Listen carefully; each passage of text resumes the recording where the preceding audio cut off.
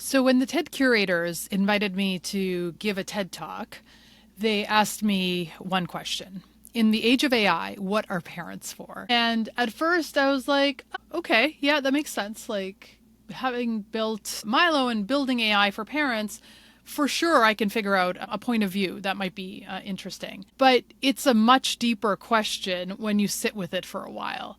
I mean, think about it. AI is the kind of technology that is conceivably going to be able to do all of the work of being a parent. So everything from how we all joke that we're just Uber drivers for our kids, we've got self-driving cars, like imminent actually, like we're riding in them right now. If you think about like laundry or cooking or the dishes, there's general purpose AI household robots that are being tested in homes right now.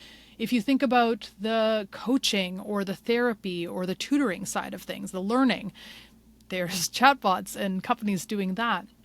And even what I'm working on with Milo, the reading of the emails, the understanding, like, what is this information for? How do I take it and think about how we spend our time as a family this week? AI is helping with that. And so, as you dive into this question, it can get quite deep, where we're trying to figure out what is the purpose. And so where I landed for this talk is just one little piece of all of these different explorations. But the piece that I feel the most important about is, and it's been a process for me, is as a product designer, I've always been taught, or I've thought, that all friction is bad. This concept of anything that gets in the way of my users or a person wanting to do something is something that we should take a look at how a product might be able to make it easier or remove that friction. But as I've been building for these very human spaces and roles that we occupy, I've realized that not all friction is bad and not all of that friction needs removing. In fact, a lot of it actually serves a very connective and a strength kind of a purpose.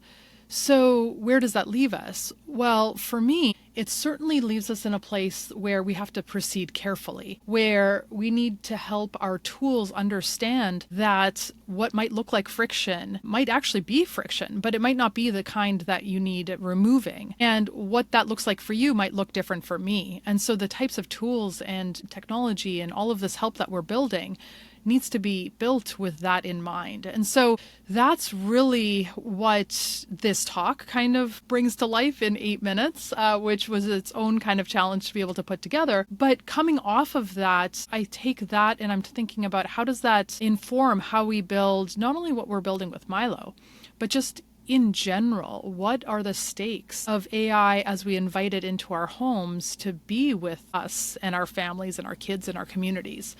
And so that's a lot of the stuff that I've been thinking about and talking about. And the really incredible side effect of putting a talk like this out there is that it invites a conversation with all sorts of people. And one of my favorite parts has been a lot of folks, especially just in my community or friends or other school parents, just coming up and saying like, that helps me understand like the nuances of how we might think about building AI and technology in these spaces. But also, I feel so overwhelmed. I don't even know where to start. Things are moving so fast and like the schools are coming up with these guidelines and I don't even know how I feel it for myself, let alone my family. And so one of the things I want to do with this space is help navigate that. For me, I've been occupying this kind of intersection of like where technology touches our families for quite a while, but certainly where AI touches our families for the last 3 years. And there's a lot that I think I'd love to share because I think it's important to be informed, because being informed helps us make the right decisions for ourselves, but also our families. And I think those stakes are pretty high and they're getting even higher. So that's the intention of this space. It's a little bit of this like reflection on this talk that has uncovered this idea